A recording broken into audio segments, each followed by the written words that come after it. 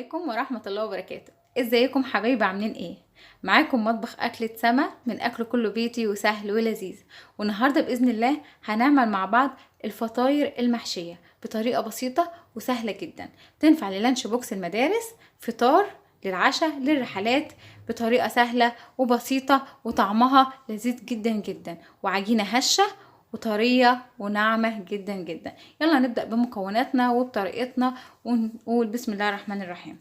عندنا كيلو دقيق، عندي كوباية لبن دافية، كوباية مية دافية، نص كوباية زيت زيتون، نص كوباية زيت نباتي، معلقة صغيرة ملح، بياض بيضتين، معلقة كبيرة خميرة، معلقتين كبار سكر. يلا نبدأ بطريقتنا ونقول بسم الله الرحمن الرحيم. اللهم صل وسلم وزد وبارك على سيدنا محمد عليه أفضل الصلاة والسلام. اول حاجة بسم الله الرحمن الرحيم، عندنا طبق فاضي هننزل بقى بالمية الدافية واللبن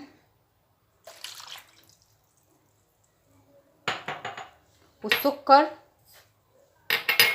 وبياض البيض والخميرة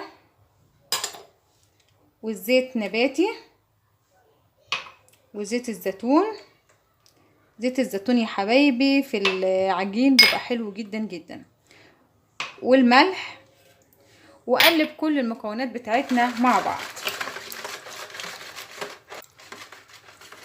بعد ما قلبت المكونات كلها مع بعض بالشكل ده يا حبايبي، هنزل بقى بالدقيق بتاعنا واحده واحده وهقلب، واحتمال كبير ان احنا ما ناخدش كيلو الدقيق، انا هعاير كده وفي الاخر هقول لكم احنا اخدنا كام كوبايه بالظبط. بسم الله الرحمن الرحيم، هننزل باول كوبايه،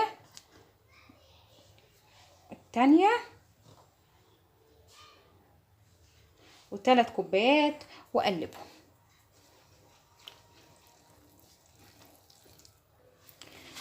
انا زودت كمان كوبايتين دقيق يا حبايبي وبلم العجين بالشكل ده، يعني انا كده خدت 5 كوبايات دقيق.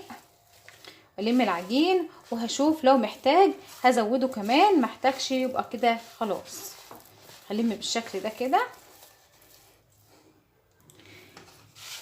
انا هعجن العجين بتاعنا كويس يا حبايبي لحد ما يبقى ناعم جدا وطري، وبتهيالي كده احنا اخدنا 5 كوبايات بس، مش هنحتاج اكتر من كده. بقيت الدقيق اهو يا حبايبي، بقيت الكيلو انا اخدت 5 كوبايات دقيق بس.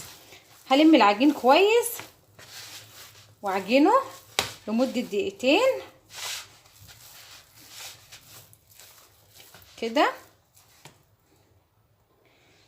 انا هنزل نقطة زيت على الرخامة بتاعتي يا حبايبي كده، وهنزل بالعجين عشان المه كويس وعجينه كويس. انا مش هرش دقيق، انا رشيت زيت بس عشان الم العجين بتاعي كويس ويبقى ناعم عندي بالشكل ده.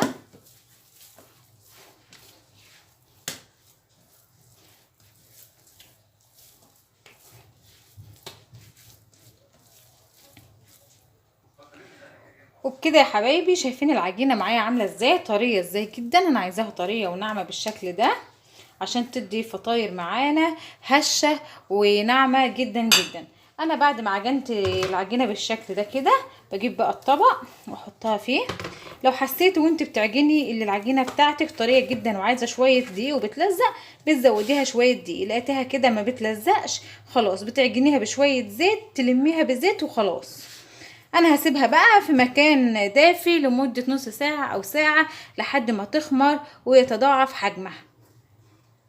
وده العجين بتاعنا يا حبايبي بعد ما خمر، قعد ساعة، وده بعد ساعة بعد ما خمر. شايفين بسم الله ما شاء الله خمران ازاي، والعجينة بتاعتنا طرية.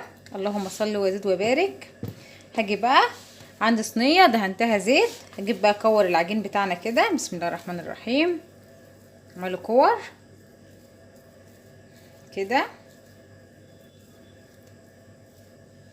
واحطه على الصينيه، ابل ايدي زيت واكور كده. العجينه طريه جدا وناعمه جدا، بسم الله ما شاء الله. وبعد ما كورنا العجين بتاعنا يا حبيبي بالشكل ده كده، الكور كلها متساويه قد بعض، هنجيب بقى الحشوات بتاعتنا. عندنا جبنه فيتا عليها زعتر وزيت زيتون وسمسم، وعندنا شوكولاتة كمان، وعندنا عجوة بالسمسم والسمنة البلدي وزيتون. يلا نبدأ علشان نعمل الفطاير بتاعتنا ونحشيها بطريقة بسيطة وسهلة جدا جدا. اول حاجة يا حبايبي هرش شوية دقيق على الرخامة، واجيب اول واحدة انا كورتها وهبطط بقى كده. بسم الله الرحمن الرحيم، اللهم احسن بين ايدينا يا رب. هبططها كده بالشكل ده، احاول افردها. هفرد فيها كده يا حبايبي، هفرد فيها كده بشكل مستطيل، لا مدور ولا مربع كده. وبعد كده هجيب الجبنة، بسم الله الرحمن الرحيم، احطها في النص كده بالشكل ده، اوزع كده.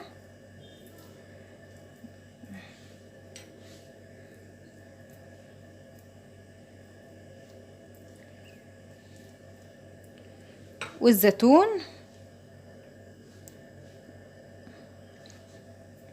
وبعد كده يا حبايبي امسك الطرفين مع بعض كده، اقفلها كده، اقفلهم مع بعض كويس علشان ما يفتحوش في الفرن بالشكل ده كده. تقفلوا جامد. اقلبها بقى كده، بقت عندي بالشكل ده. عندي صاج او صينية انا دهنها زيت، هحطه في الصينية على طول. هعمل معاكم كمان واحدة جنبها كده وافردها بنفس الطريقة بالشكل ده، وهحشيها بقى عجوة. اجيب العجوة بتاعتنا كده وافردها بالشكل ده، واحطها في العجين وافرد واقفل عليها زي الاولانية بالظبط. هقفل عليها كده كويس كده يا حبايبي، وبعد كده اسويها كده، وبقى عندنا الشكل بتاعنا كده. اعملي الاشكال اللي انت عايزاها واللي انت حباها زي ما انت عايزه، شكلي براحتك، انا بديكي فكره وانت بتعملي اللي انت عايزاه. هعمل معاكم كمان واحده جبنه بالرومي، جبنه رومي. بتجيب الجبنه رومي بالشكل ده كده، واللانشون او اي حشوات انت عايزاها، لو عايزه لحمه او فراخ بس تكون من قبلها مستويه، وزيتون. واقفل بالشكل ده كده كده. هقفلها مدورها تاني، هدورها بالشكل ده،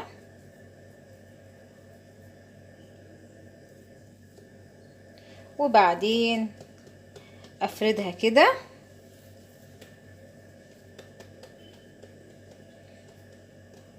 وبقت عندي مدورة كده.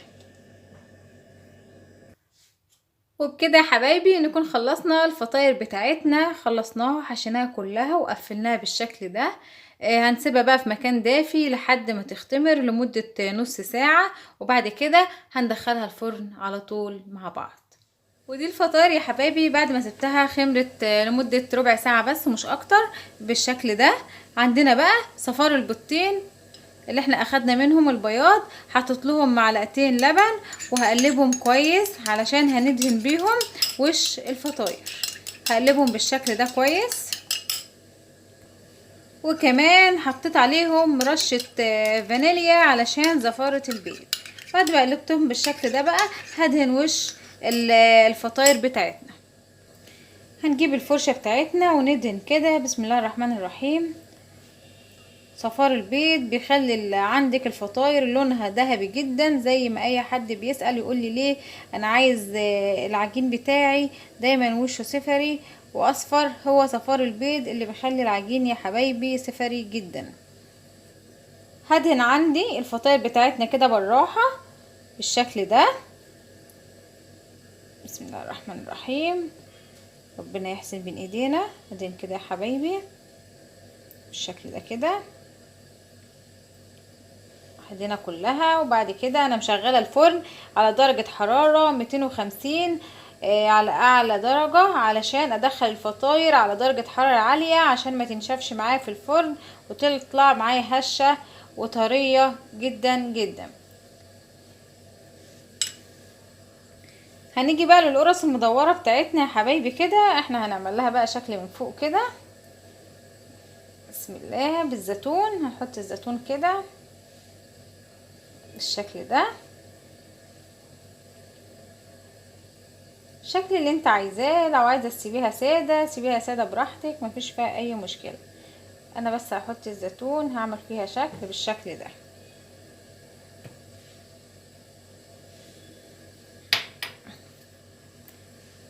بعد كده ارش عليها شويه جبنه شيدر من على الوش كده كده يا حبايبي.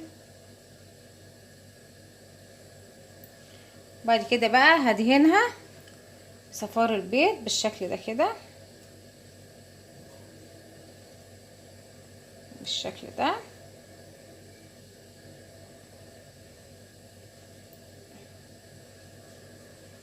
خلص الفطاير بتاعتنا كلها وبعد كده هندخلها الفرن على طول.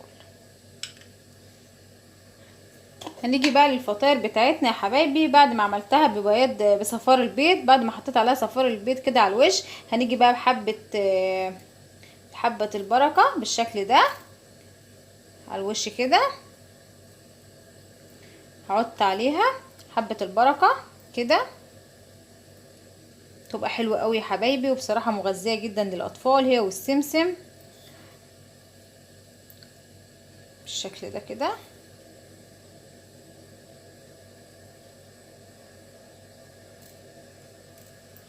وعندنا كمان سمسم كده بالشكل ده.